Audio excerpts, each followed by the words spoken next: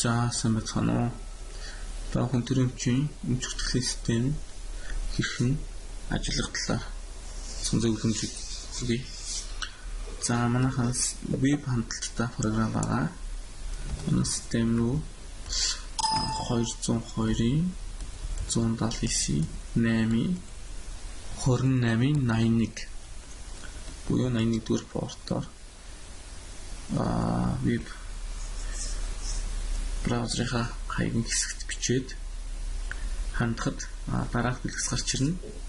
За төрийн өмчийн хорооноос танд нэвтрэх эрх өгсөн байгаа. Тэр эрхийнхээ дагуу нэвтэрч ороод системд бүртгэлээ хийх хэрэгтэй. За жишээ нь бид авахынд жишээ болгоод компани нэг буюу бидний өөрсдийн жишээ болгож оруулдаг.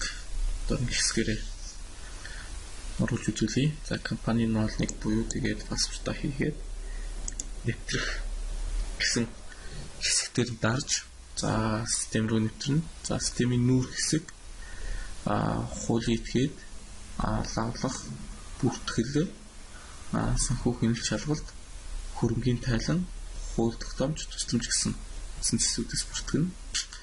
За одоо та бүхэн нүүр хэсгийг танилцуулъя. Нүүр хэсгээр бол баруун хэсэгт компани бүхий мэдээлэл харагдж байна. За жишээ нь хард гэдэг компани регистрийн дугаар, систем бүртгэлийн дугаар гэх мэтчлэн бүхий мэдээлэлүүд байна. За зүүн гар талд мэдээний хэсэг мэдээ бичиж болно. Мөн мэдээ хүлээж авсан мэдээлэлээ харах боломжтой. За хуулийн этгээдийн хэсэгт бол байгууллагын мэдээлэл гэсэн зэс байна. Байгууллагын мэдээлэл төр талаа ерөнхий байгууллагын дэлгэрэнгүй мэдээлэл гүйцэтгэх захирал буюу гүйцэтгэх захирлын захиралтай холбоотой түүхүүд харагдах юм байна.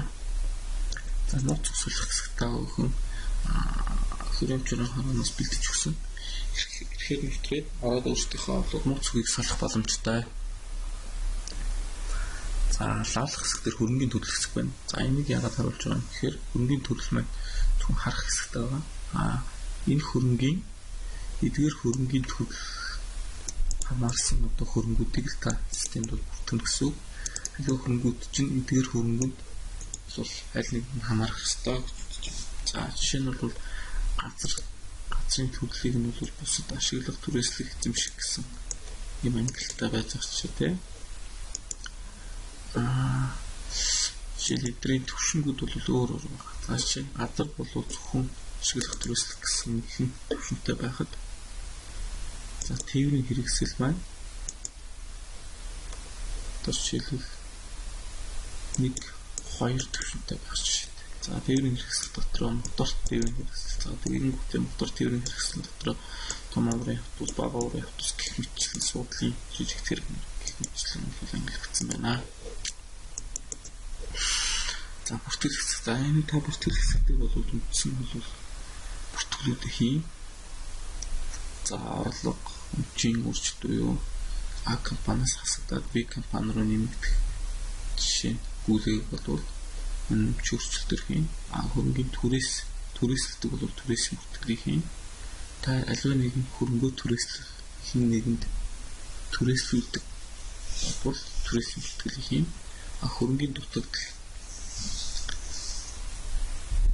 илүүдэл хэсгийг хэрвээ тооллохоор илүүдэл дутагдлын илрүүл бүртгэл хийгдэн дуусаагүй барилга байгууламжтай бол бүртгэлээ хийн. Ногдлох шиг барилгах бол ногдлох шиг барилгалт за шин дуудлага худалдаа илэгдэл байгуулах бараа ажил үйлчлэгийн бүртгэл хийжлэн үлгэр та тэгэхээр ороод хийх боломжтой.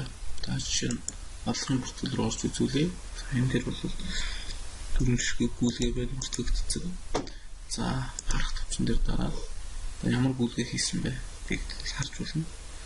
За жишээ нь барилга байгуулалтанд бүртгүү гэсэн гүйлгээнд дараад ороход үйлчээ хэлтүүлэн лаборатори бүртгэсэн байна.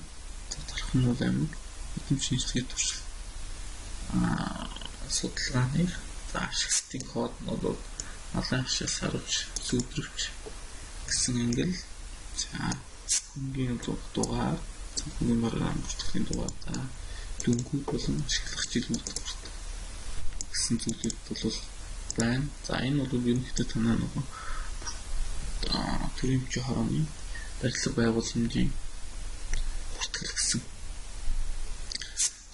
маягтын дагуу бүртгэл нь явагдаж байгаа. Энэ дээр нэмэгдсэн зүйл нь бол ашиглах зээл хөлөх хөрөнгө хэсэг байж байгаа.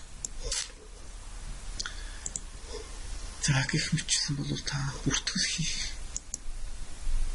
гэсэн цогцоор бол бүртгэлээ шинээр бүртгэлээ хийн харах гэсэн хэсэгтэй бол дараа хийсэн гүйлгийг бол хардаг.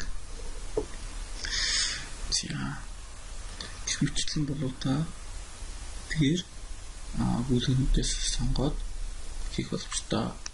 Эдгээр гүйлгэнүүд бүгд бол ерөнхий нэг загвараар хийгдэж байна. За жишээ нь түрээс рүү орлоо. Энэ саяны цог гарч ирнэ. Бүртгэл хийх хэсгээр дарлаа. Түрээсийн бүртгэлийг сонгоно. За тань дээр түрээсийн бүртгэлийн өнөхий асуулгууд гарч ирж байна. За шинэ мөр бүртгэх хэсгээр дараад за тухайн харгалзах өгдлүүдийг сонгоод хадгалах төвчийг дарснаар бол өгдөл маань хадгалагдах ёстой. За би энэ удаа та бүхэндээ төвчөн танилцуулж байгаа учраас энэ хөтөлбөрийг танилцуулж авчи. Дараа нь тус бүрчлэн наривчлал бол та бүхэнд танилцуулгыг бэлтэж өгнө. За тайлбар балансын хэсэг буюу санхүү хэмжээ шалгалт. Буюу тайлбар балансын хэсэг. За санхүү хэмжээ шалгалт дээр бол та авалгынхаа тайлбар баланс, лицензийн тайлбар балансыг бүртгээд эндээсээ бол цаашаа явна. За хөрөнгөний тайлбар хэсэг байна. Хөрөнгөний тайлбар хэсэг дээр бол таны төлөө сонгоод хугацааны зарцуулж таны бол хөрөнгөний үлдэгдлийг бол харуулах гэсэн үг байна.